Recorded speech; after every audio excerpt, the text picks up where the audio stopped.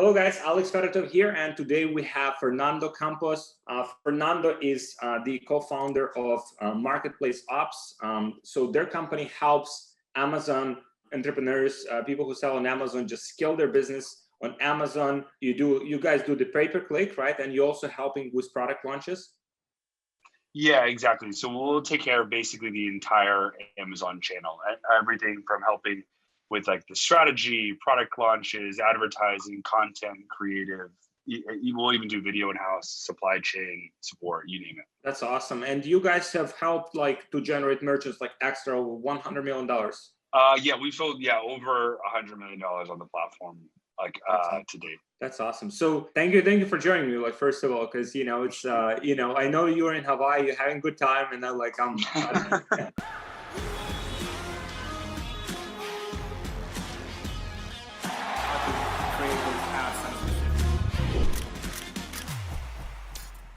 Yeah, so Fernando, like in terms of the Amazon, right? Like you mentioned, we had like brief conversation before that. You guys have developed like pretty like sophisticated platform to help entrepreneurs launch their products on Amazon, or what exactly does it do? Yeah, it's like platform and process, I would say. And so, I think, maybe a lot of people, like depending on their skill set and involvement with Amazon, I think, a lot of people believe that it's like, okay, I can just list a product on Amazon and all of a sudden I'm going to be like collecting a ton of checks, right? Which is like, unfortunately not the case anymore. It's, it's a lot more competitive. And so you need to have like a real, like kind of go-to-market strategy. And so, your product needs to be really differentiated and you need to have some kind of like marketing campaign behind it. Similar to like, what a lot of like Kickstarter entrepreneurs did, right? Is they had like the whole like buildup of like how they're going to run the campaign and the PR and the backers and all that kind of stuff. I think it's really similar to that, like on Amazon now, where you need to have some strategy, and maybe it's like, a Facebook Shopify strategy where you're going to get a lot of spillover coming to Amazon, or it's like, what a lot of people will do, like on Amazon specifically, is they'll kind of come out the gate with a really low price, maybe even at break even. But the whole idea is to try to get as much sales out of the gate as possible, right? To kind of take advantage of that honeymoon period, which is like the first like basically 60 to 90 days listing your product on Amazon. But and then, a lot of that stuff that we'll do is just a little bit more sophisticated. So it's thinking about like, okay, so if you're going to do giveaways, like not all giveaways are created equal, right? And so thinking about like, okay, well, I want to drive relevancy to other competitors in the space. I already have a ton of volume and maybe we have a better offer. And so what we can do is advertise directly on those listings of like those competitors, the kind of incumbents in the category. And then we're going to send people to click on that ad. And then so what we're doing is we're driving association between like our product that we just launched and the incumbent, and then having our customers like purchase through there. And so naturally then if a customer is seeing the competitor's product, they're maybe searching, whatever like the unbranded keyword is, let's say like, vitamin C serum, they click on the competitor and then they click on our ad and then purchase through that.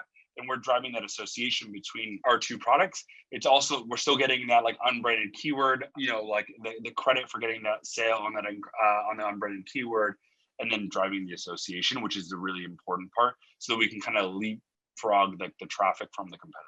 What is a typical kind of like process? Let's say the business that's already in Amazon, let's say does like 7 figures, right?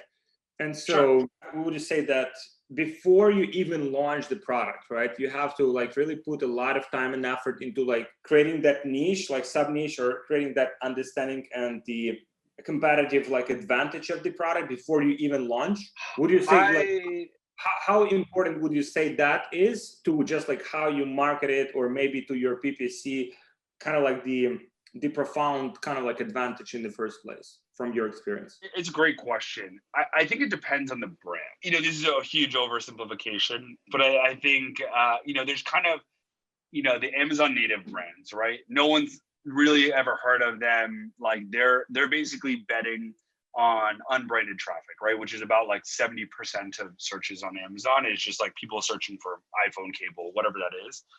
I think if you're a brand like that, you need to have like a really differentiated product depending on the niche, especially if you're going into a more competitive category.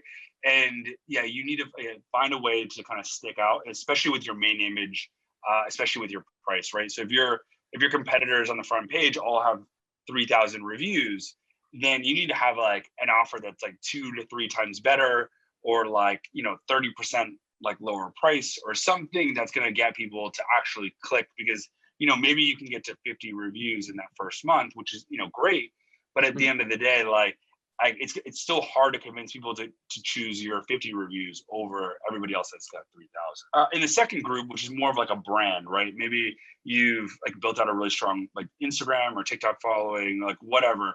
Then I think you can take advantage of a lot of that that branded search, and like Amazon's going to kind of rank that favorably, which is going to help you in so many ways. And that's why like so many people coming from like kind of the more the online marketing world, like using Shopify and Facebook, are doing so well on Amazon.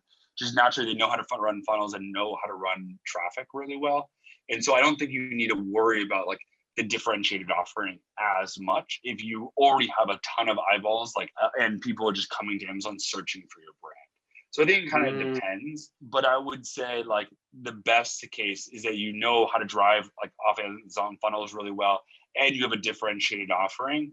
And then I think that's like puts you in the best position to succeed. So in terms of like, when we just had a conversation before this, right? Like, some of your clients, they're in very competitive niches, right? Like you mentioned, for example, like turmeric, right? Like turmeric product. What do you do? Like, what's your typical strategy in those situations? Kind of like when it's very competitive, do you try to compete on price? Do you try to make your products cheaper just to get this like initial momentum, and then you raise the price? Or like you just kind of like make it more premium? What's typically the approach in those situations? Yeah, it's a great question. Yeah, I would say it's a lot of those strategies. And so, yeah, I mean, end game, like you never really want to just compete on price, right? Because at the end of the day, then it kind of just hurts your margin, and you're just driving revenue to drive revenue, which doesn't always make the most sense. And so our goal, like you mentioned, is we want to go premium. I think in the beginning we're thinking long term, and so it's like, okay, we're down to break even for the first 3-4 months, and we're just really trying to get like the daily sales rate up. And so like for that product, it went from like 50 units a day, and then to 100 to 150 to 200, and like we just kept like slowly ratcheting up the prices. We weren't really focused on profitability in the beginning. We were just like our main KPI was like, how many units are we moving per day, and trying to push the next bracket of 50, to get into like about 300 units a day. And then, so I think that's kind of like the way, it's just kind of having that longer term focus, I think is a big piece. I think, you're able to like kind of modulate price really easily using like coupon codes. And then obviously like, leveraging all of the different tools that Amazon provides is a huge thing. Like, they're advertising. If you're like a brand, you can use DSP for like retargeting, which is great.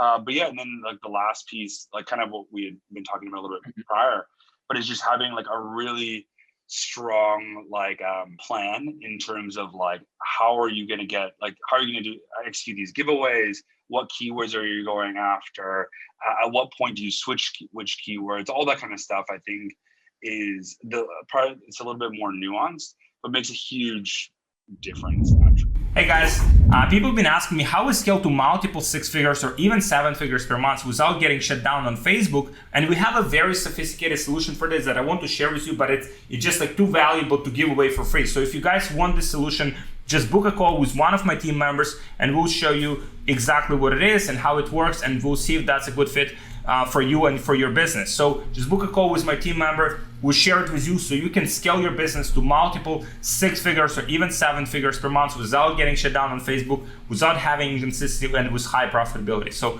just book a call with my team and I'll see you there.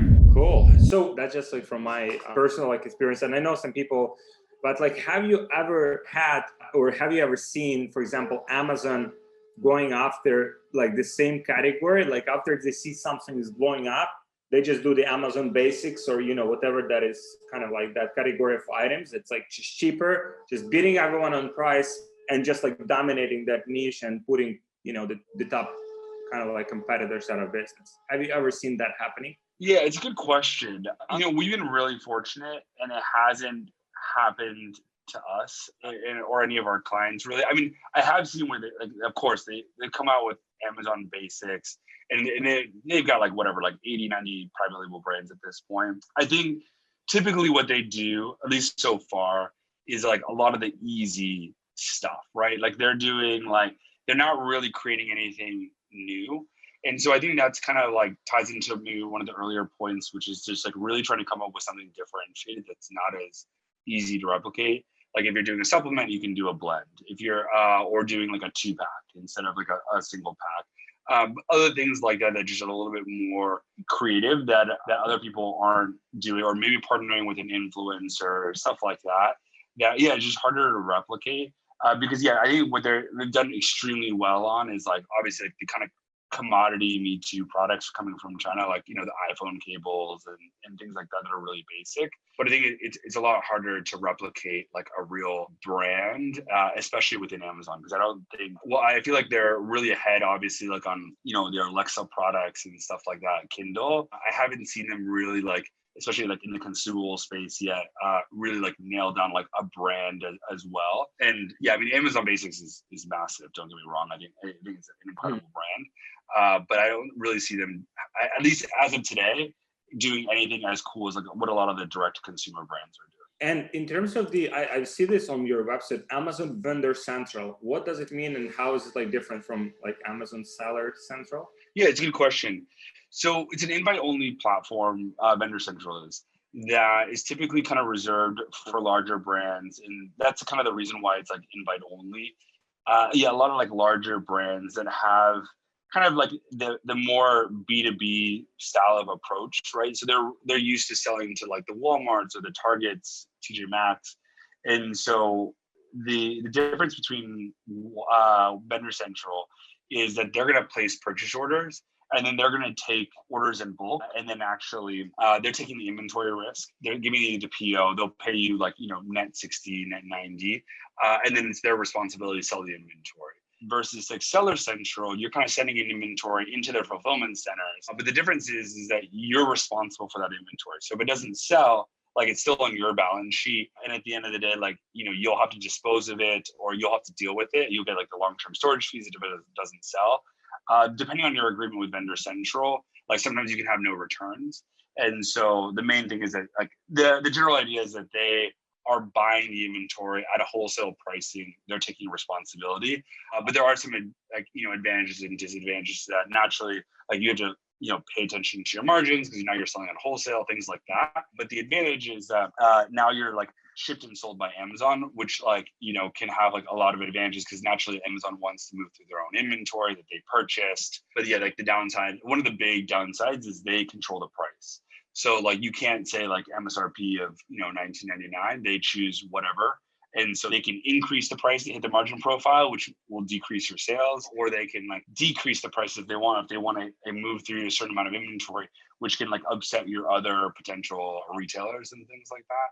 So that's like kind of some of the downsides as well. Cool. And so also on your website, it's Amazon brand protection, right? So can you elaborate on that? What exactly is that, like kind of like trademarking, DMCA, or is that something different? Yeah, that's a great question. So I would say it's not as much like, actually doing like the trademark and stuff, but it's basically helping our clients like kind of like a whack-a-mole type of environment where you're basically trying to take down unauthorized resellers from selling the brand. And so some of the clients that we work with might just have like a leak of like where inventory is coming from. Maybe let's say it's a beauty company, they're selling to a salon, for instance. This happens a lot in beauty, but they're selling to a salon that's supposed to be B2B, but that salon is actually turning around and selling the inventory on Amazon. And so then you're like, the brand ends up competing with the salon.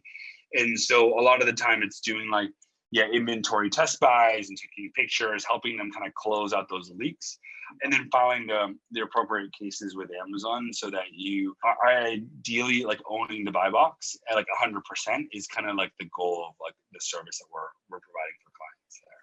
So in terms of the clients that you work with, right? Because some of these clients that you work with, I mean, eventually they will get like acquired, right? So, and probably that's like the goal for a lot of like business owners, just to grow their business to the point where the business gets basically exited the business. What are the main, like specifically from Amazon, because that's a hot, from my understanding, like that's a hot space right now. There's like many companies like Trazio and like other ones that are just like in business of buying like FBA businesses. So what are the main things that you see from your perspective that could increase the value of like Amazon business, or could make it like more attractive for the buyer? Yeah, that's an awesome question. I would say, there's a lot of factors. I would say a growth rate is a huge one. Percentage of like kind of like repeat customers or recurring, like subscribe and save. Could you easily see that, or that's just amount of subscribers that subscribe and save? Exactly. Yeah, like the number of subscribers, and so like you can kind of look at, let's say all your products are priced at $20. And then, you've got, whatever, like 1,000 subscribers. So then, and obviously it's not like always monthly. Some people sign up on it quarterly, but like just generally, maybe you're doing 20 grand a month in subscribe and save. And that represents maybe 20% of your overall business. And so you're doing like 100 grand a month, then like, there's more predictability for a buyer, because there's like, automatically there's this kind of like floor of how much revenue is automatically driven because of like repeat purchases, which is like obviously huge and kind of de-risk the business for a lot of clients, for a lot of acquirers. Yeah, I would say, the different aggregators have kind of different criteria. I know some are looking for these kind of unstable businesses where a huge percentage of revenue is coming through a handful of SKUs. And so I think that would be like, from your perspective, that is not stable business if it's only like dependent on few SKUs. Yeah, I think as a brand owner, that's not what you want. You probably want a more diversified portfolio, right? Because like I think in the back of your mind, that there's a lot of risk on it, platform risk, and so it's like maybe a competitor puts like a keyword in your back end and then it takes that listing down, and if you have one home run SKU that represents 50% of your gross profit, that's scary, right? It's kind of like double-edged sword, but I think Amazon is a bit different, because like, for example, let's say our model, we sell like with Facebook ads, with Shopify, right? Like the last SKUs we have is generally better for the cash flow, right? Because you didn't have to like invest in the inventory with as many items. So on one side it's good, but we say it's a different perspective with Amazon, right? Because kind of like you're in a very like competitive like environment with every one of these products, right? And at any given day you could lose the buy box, right, if you already have one. So I think that plays a role here. Totally. Yeah, I think it's a great question. I think it kind of just depends on who your buyer is, what their risk profile is, and like what is that like long tail. You know what I mean? Like I think if you say you have one SKU represents like 50% of your gross profit, and then you have like another 100 SKUs that make up the rest, then it's really challenging for a buyer to take over, because they're like, okay, I have to maintain all 51 of these SKUs, but it's really only like one SKU that's really driving the bulk of the sales. Versus if you have like 10 SKUs and none of them represent more than 15% of gross profit, then like, it's a little bit more easily, like it's evenly distributed and it's easier for someone to take on and manage an extra like 10, 15 SKUs. And so I think it kind of varies, but I do know that some of the aggregators want that kind of like that anchor distribution to like a home run SKU, because then it's easier for them to take over and manage it. But they'll actually use that as a negotiation point, like on the flip side,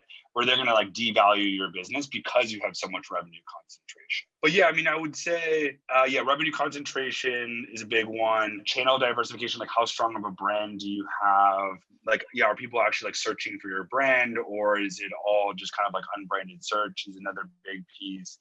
Yeah, of course, like your EBITDA or your seller's discretionary earnings is another big piece. Yeah, I would say those are like the big things. Yeah, just like how clean your financials are. Like, do you have like a bunch of like personal expenses and things that kind of like looped in there, or is it like pretty clean cut? I would say those are probably like the big things that I've heard from aggregators and acquirers in terms of like what they're specifically looking for. There's also category restrictions. I know a lot of people don't do apparel, things like that, where it's like super like SKU heavy. Yeah, and they won't do, like I've heard that won't do like diet pills and things like that have kind of like a bad reputation.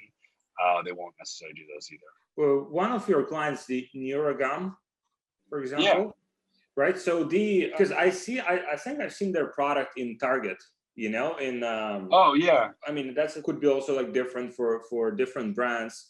But what have you seen like the most efficient? Like, for example, launching product on Amazon, then let's say maybe running some paid advertising directly to, let's say, Shopify, and then expanding to like retail, or for example, starting with Shopify, validating it, then expanding Amazon, and then retail. What's kind of like the sequence of different like channels you have seen working for your clients? I would say it kind of depends on their skill set. A lot of them want to set the price, on Shopify or Amazon, so they can have that like sales history and then justify like, hey, I'm selling you at, wholesale this price because our retail price is this, and we have this much like traction selling at this $30 price point or whatever that is. I think naturally we're starting to see a lot of budgets get like reallocated, kind of just due to like retail being a lot slower in 2020 naturally. And then all the kind of craziness going on right now with like CPAs, with the kind of like, I'm sure you're seeing like with like Facebook and Apple and everything else. So I do see kind of an uptick in terms of maybe doing Amazon earlier than where you would have done it prior. But yeah, I mean, I think overall it's kind of just like where you feel is going to be the strongest. I think some guys that I've met that have done really, really well, I think it's cool is they test the product for Shopify. And then they find out that, okay, this product is going to do well on Shopify. And then so they'll launch both Shopify and Amazon at the same time, but they're running Shopify and Facebook ads basically at like a 5% margin. So they just want to be profitable and not like wildly profitable, but their whole strategy is to basically spend as much as possible. So similar to like kind of like Russell Brunson, basically, if you can outspend all of your competitors, you're going to win. And then what they see is this like massive lift on Amazon, and basically they use that like traction, and they're actually really profitable on Amazon. And then they kind of like parlay that like that overall like Shopify and Amazon revenue into retail, and that's kind of like their phase 2 or phase 3 of the brand.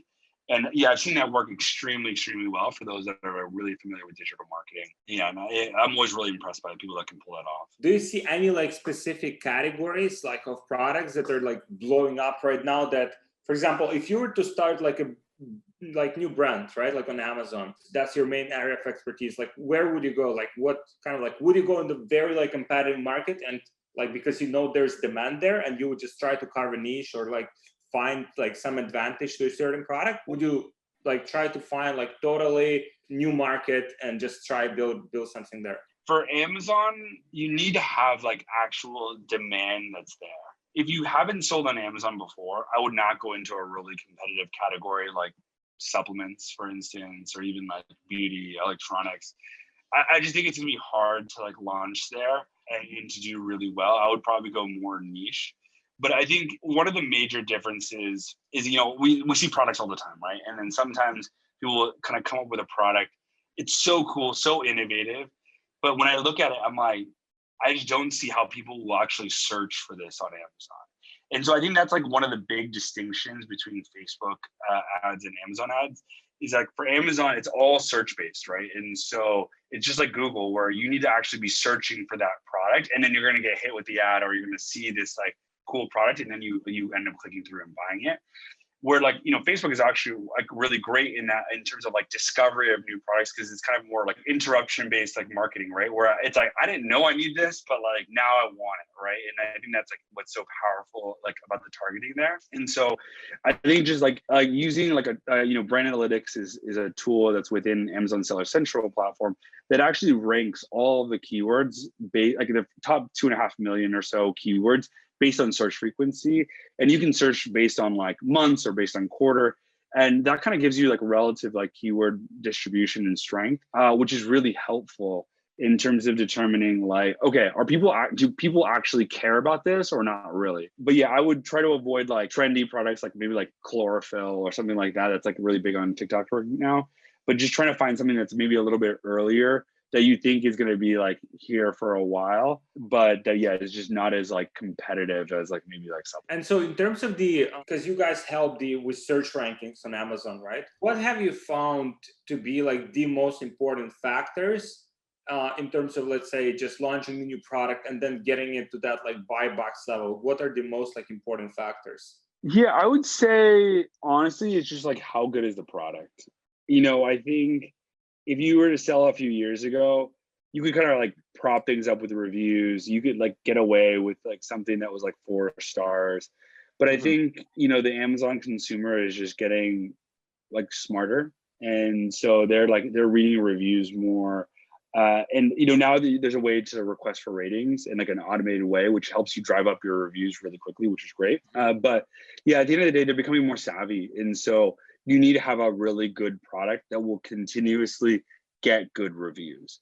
And especially like, in a consumables market, like let's say it's a beauty product or supplements product, the difference between a 4 and a 4.5 is huge, because basically that rating to a consumer is how effective that product is. And a lot of people don't think about that. They're like, oh, I don't really care. I just want to launch this product because the margins are so good. But it's like, if you don't create a great product and you end up like with a 4 star instead of a 4.5, that could be like a 20 to 30% decrease in sales.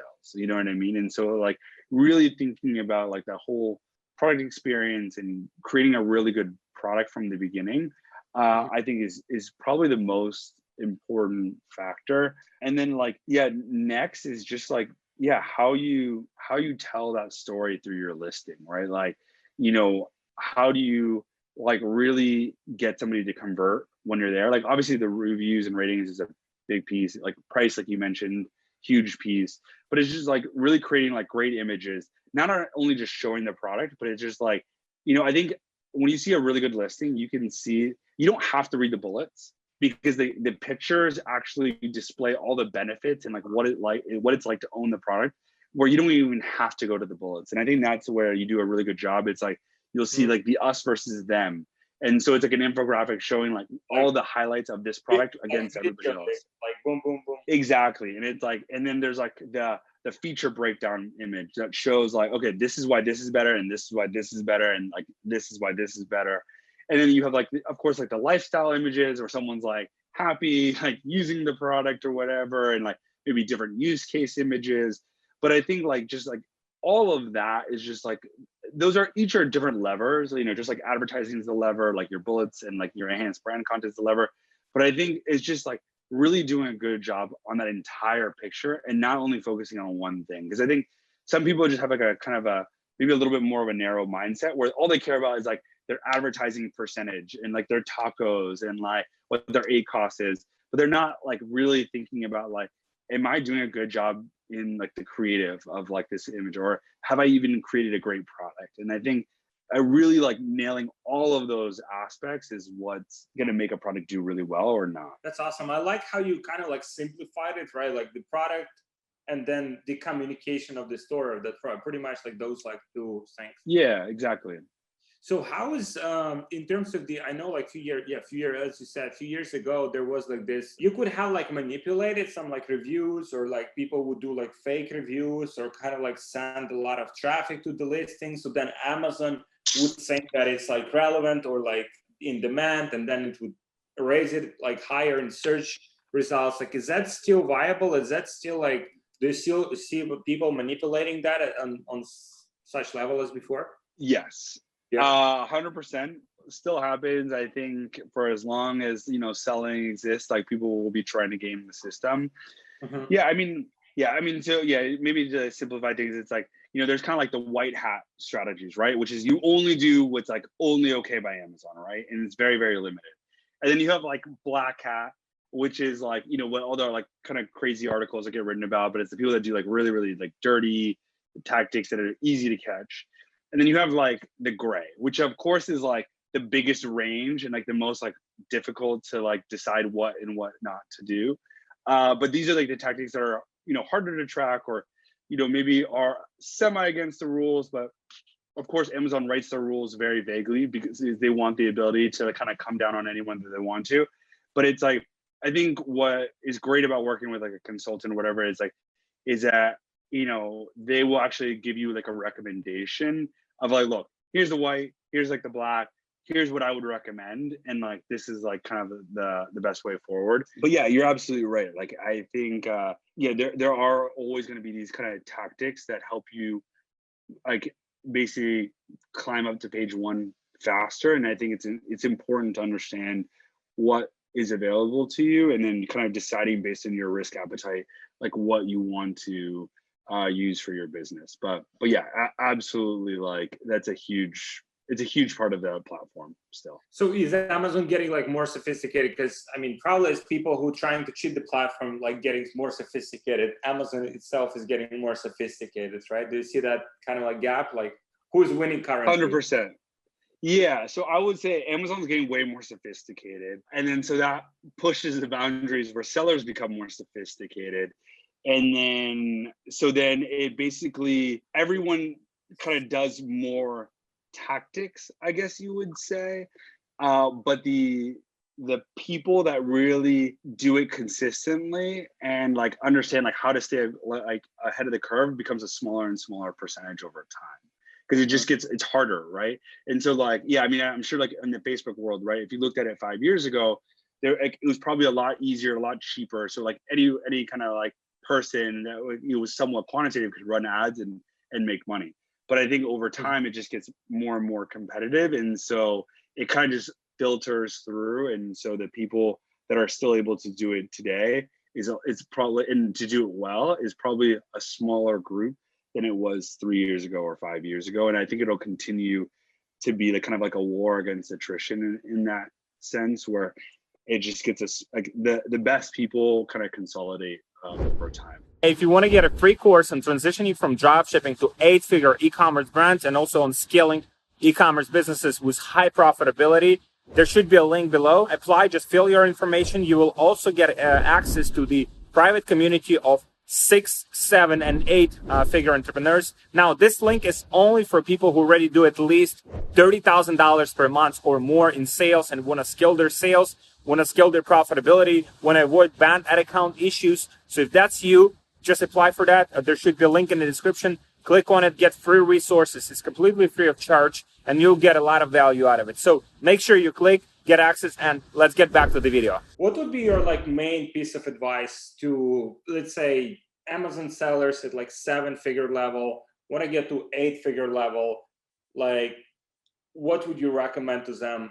Like the main kind of like piece of advice? Three, like as many as you need. Like, what would you kind of like, maybe based on the mistakes that you see, they're making in the first place. Mm-hmm. Maybe people come to you when they already have done some of the mistakes, and now like you have to put like a lot of work just undo it. Oh, man, there's so many factors getting to 8 figures. Yeah, I mean, just like few things.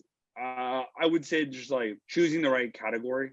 I think like that can get you to 8 figures. I think certain categories you just won't get there, to be honest. And so sometimes you'll see that, and it's like you're kind of like it's just too small. And like maybe the whole category is doing almost 8 figures, right? So there's just no way that one competitor is going to get all of it unless it grows really quickly. I would say team and systems is huge and underrated, especially for people at the 7-figure level. Like I think at the 7-figure level, especially on Amazon, you can kind of get lucky where you launch one product that does super, super well, and you're kind of like a one-hit wonder.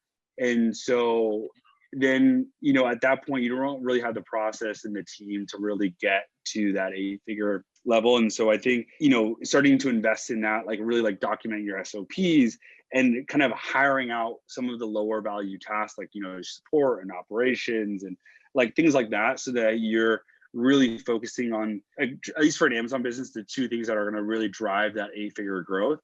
And so that's going to be pretty much your product development and like your market. And so I think if you're really focusing on those two things, and there's other like founder responsibilities, like, maintaining cash and recruiting and things like that. But in terms of your like day-to-day execution, if you're really narrowing down your day-to-day responsibilities to like those few things, then I think you're going to have a way better chance to get to 8 figures. Yeah, I would say those are the main things, like really starting to understand finance. Because I think with inventory-based businesses, you just meet so many founders that just don't understand like cash conversion cycles and like, really understand like how to like read a balance sheet and stuff like that. And I think that's such a huge part of being able to scale is thinking about that. How do you like, how do you take leverage? When do you take leverage? Like what is good leverage versus bad leverage? All that kind of stuff that's going to help you scale, because, you know, a lot of people that we meet, they're kind of like first time entrepreneurs, like they're kind of bootstrapped. They have like limited cash available. And so I think how they manage their cash is such a huge part, because it's kind of like their most limiting, it's their first bottleneck to get from that 7 to 8. So how do people get in touch with you? How do people, like, let's say someone wants to get some advice, someone wants to get some help from you, how do people find you?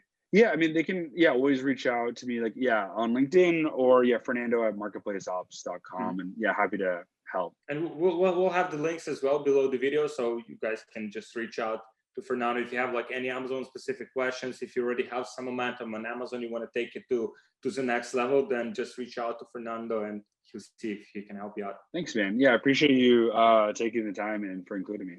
Yeah, thank you, Fernando. Thank you for making the time as well. And thank you everyone for watching, and we'll see you in the next video. Thank you, Fernando.